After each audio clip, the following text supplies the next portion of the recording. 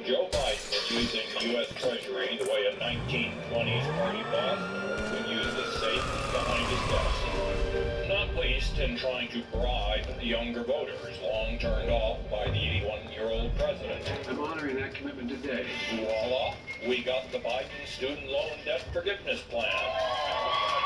One may argue that with some 40 million Americans owing about $1.7 trillion in federal and private student loans, some measure of forgiveness could be defended by a Democratic president. Student loan debt is a racial justice issue.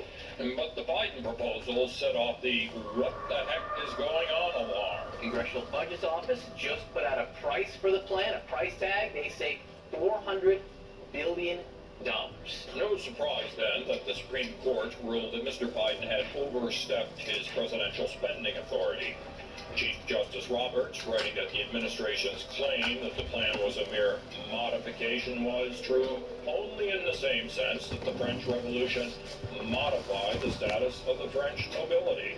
I've been able to relieve $160 billion in student debt. The administration then did a bureaucratic workaround to continue the loan relief. For over 4.5 million Americans, including a significant number of black borrowers. With the college gambit failing, the Biden team offered younger voters a more potent bribe. Far too many lives went upended because of failed approach to marijuana.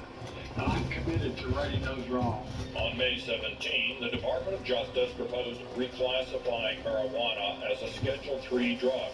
Effectively, this means national legalization. This is monumental. The Democrats' argument for legalization has been that the drug laws got too many young black men arrested for possession or small sales of marijuana. As President Biden said during his campaign, no one should be in jail for using or possessing marijuana.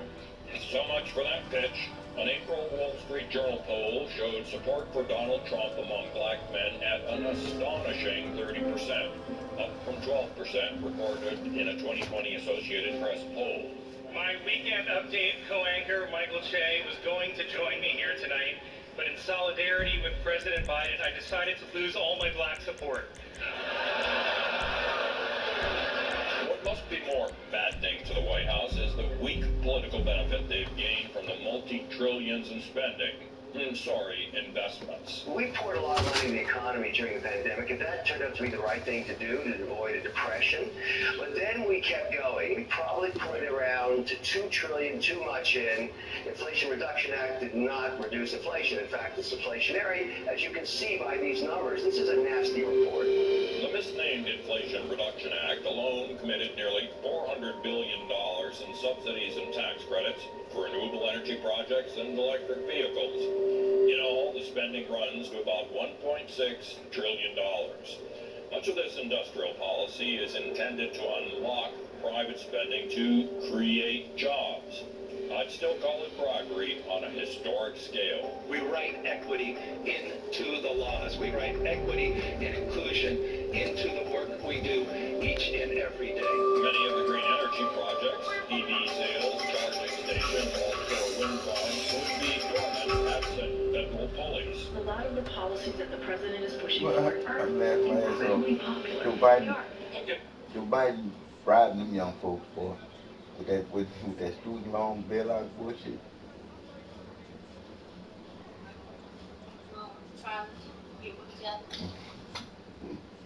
Oh, Supreme Court said that bitch ain't out of line. Can't be able to bail out them motherfucking students that put themselves in debt. And I was just saying that he didn't bail out the banks. Somebody told him he can't do it. It's Supreme Court, but he did executive order on that. What if he's doing everything else? What? By executive order. You see what I'm saying? Every time they tell him no, he executive order the shit.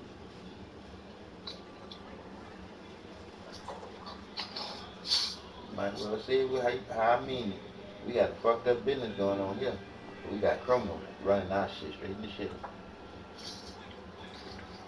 I mean, straight down the dog balls of the dookie duke.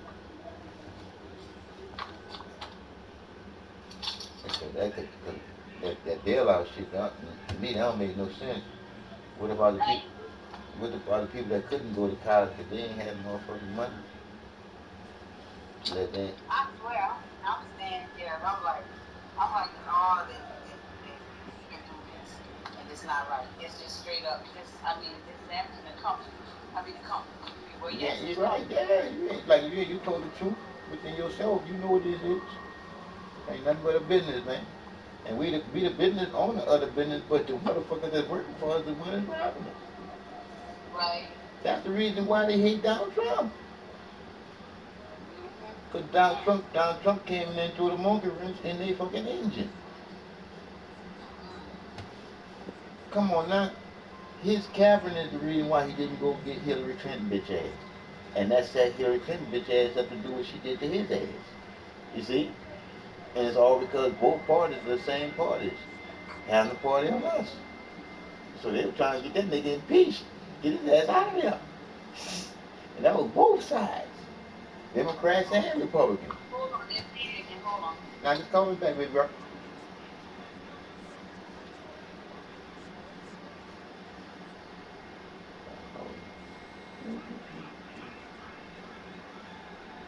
In order to help crooked Joe Biden. The reality is that recent attacks reflect Mr. Trump's fear that RFK Jr. could siphon away more votes.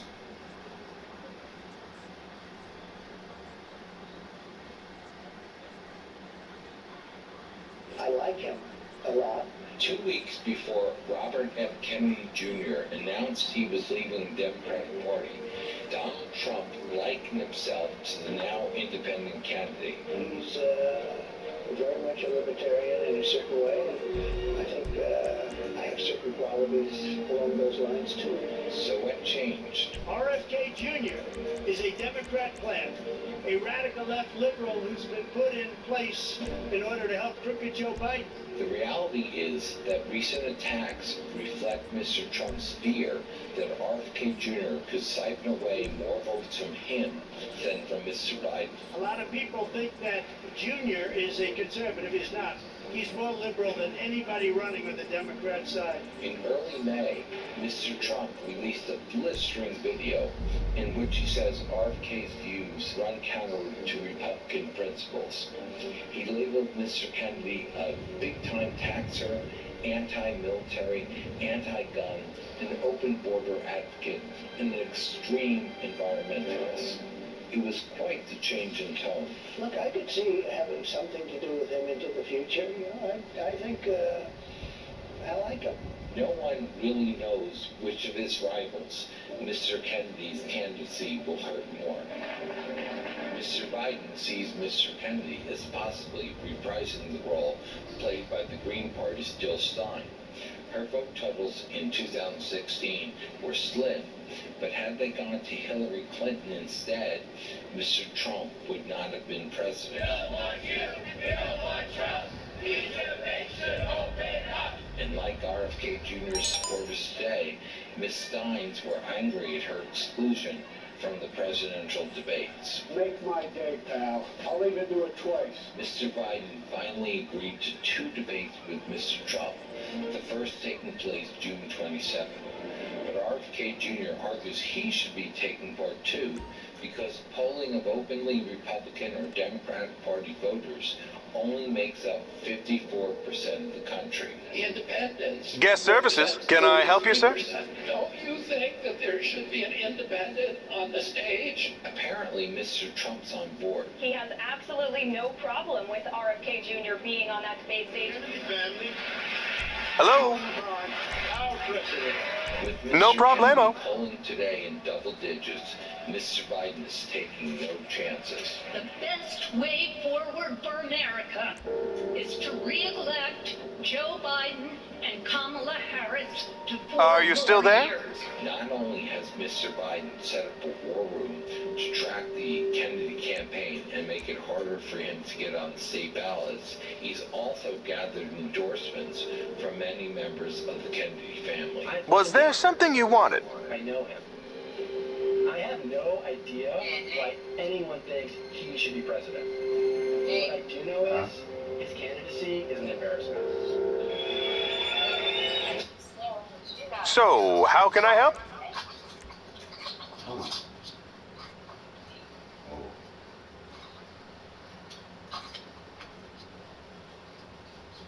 One is about, Is there anything I can do? I think wondering what it's about when you just got finished in front.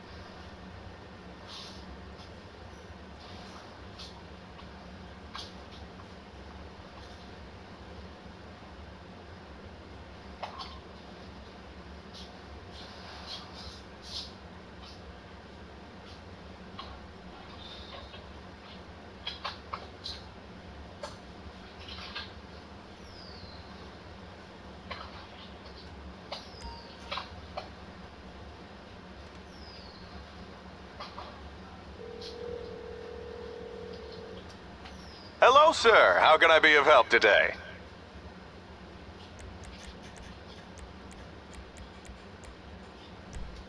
I'll send one of our best drivers right away.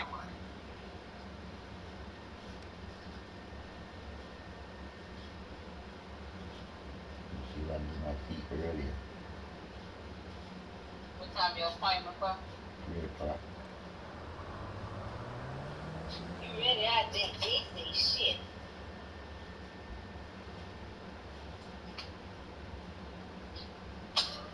I think motherfuckers might listen to him more.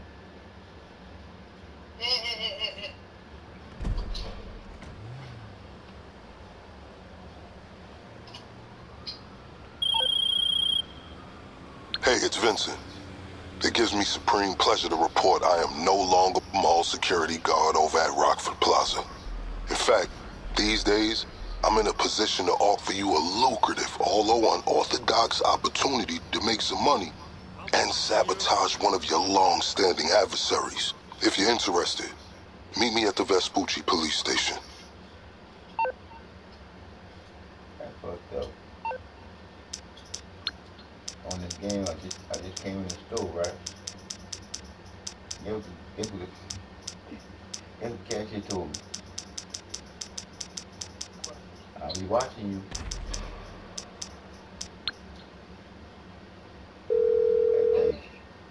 Huh?